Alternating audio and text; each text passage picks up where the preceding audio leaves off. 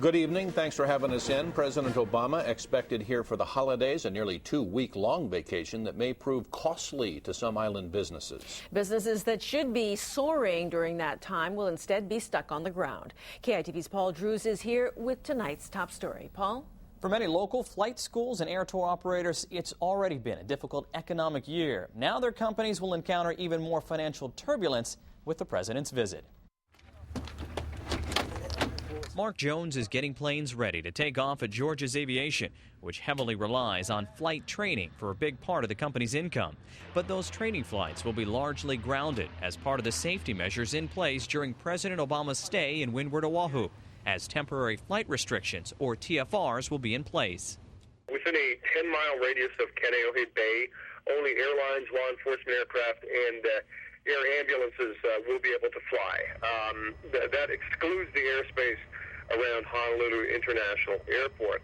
Now, there's another restricted area between 10 and 30 miles from Kaneohe Bay. Flight training is not approved inside the 30-mile radius of the president, so effectively that'll shut down the flight schools from training.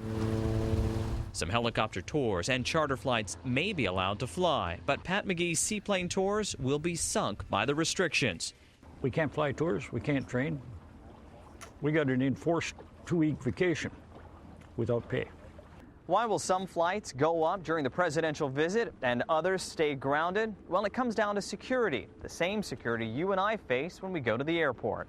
Tour companies have been told they may be allowed to fly if Transportation Security Administration inspectors check out passengers and aircraft at a central airport location. We can't do that. We're on straight floats. We can land once in the airport, that's it. We're done. So they said, well, you can't fly that. For many air tour companies, things were just starting to take off after a rough fiscal year. Now some, like McGee, will face more financial uncertainty after a very costly Christmas. We'll probably lose anywhere from $20,000 to $30,000 out of this.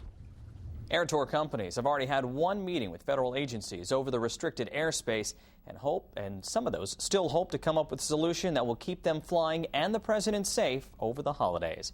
Reporting live, Paul Drews, KITV4 Island Television News.